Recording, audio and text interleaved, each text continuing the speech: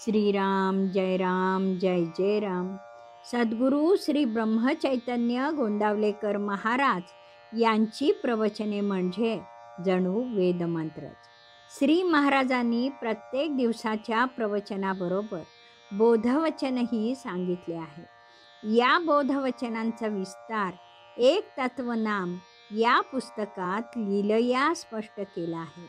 लेखक आहेत रामभक्त श्री रंभ कुलकर्णी. या श्री रामनाम मंत्रित पुस्तकातील आजच्या बोधवचनाचे अभिवाचन मी डॉक्टर सौ शिल्पा कुलकर्णी तुम्हा सर्व भक्तांना सादर नमस्कार करून करीत आहे.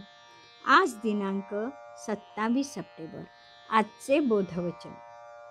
भगवंताच्या इच्छेने अकर्तेपणे कर्म करणे हेच अनुसंधान ठेवणे किंवा भक्ती करणे होय. श्रीराम.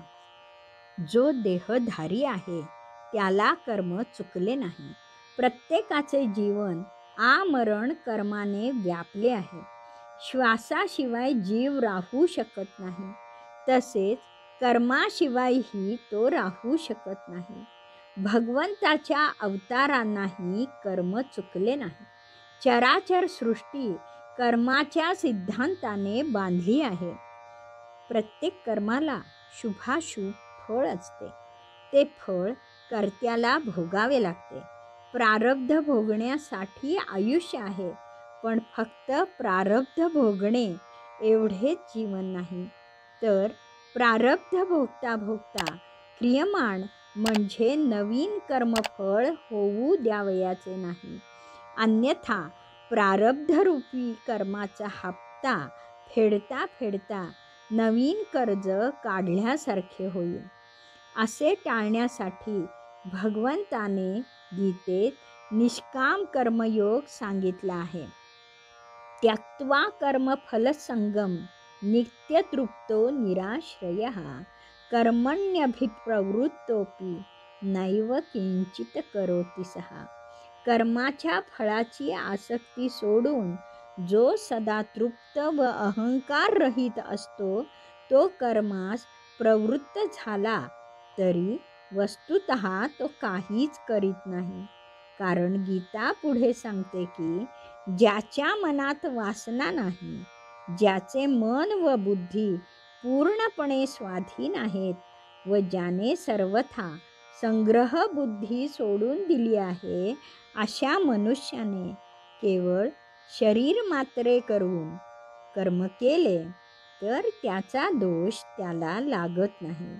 प्रकृतीकडून होणारी कर्मे घडतच राहणार. नैव किंचित करोमीति युक्तो मन्येत तत्वविद पश्यन् शृण्वन् स्पृशन् गच्छन् अश्नन् गच्छन् स्वपन् श्वसन् प्रलपन् विसृजन् गृह्णन् उन्मिषन् निमिषन्नपि इंद्रियाणि इंद्रियार्थेषु वर्तन्त इति धारयन्. कर्मयोगाने पाहताना, ऐकताना, स्पर्श करताना, वास घेताना, खाताना, झोपताना, श्वासोच्छवास करताना, बोलताना, पापण्या उघडता मिटताना देखील इंद्रिये त्यांच्या क्रिया करतात. मी काहीच करीत नाही असे समजावे. जो फलासक्ती सोडून सर्व कर्मे ब्रह्मार्पण करतो, तो पद्मपत्राप्रमाणे अलिप्त असतो.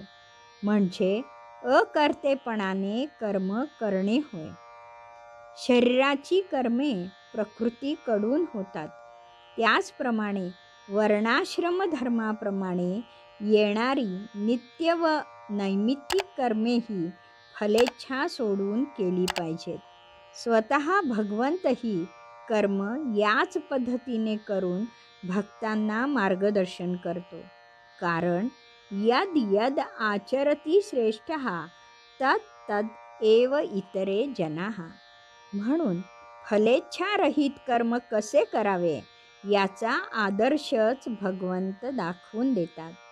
श्री भगवान म्हणतात, चातुर्वर्ण्यं मया सृष्टं गुणकर्म विभागशः तस्य कर्तारमपि मां विद्ध अकर्तारमव्ययम्. चातुर्वर्ण्याची व्यवस्था मी गुणकर्म विभागाने केली आहे. मी कर्ता असूनही अकर्ता आणि अविनाशी आहे, कारण कर्मफळाच्या ठायी मला इच्छा नाही. न मे कर्मफले स्पृहा. म्हणून कर्मफळे मला बंधनकारक होऊ शकत नाहीत.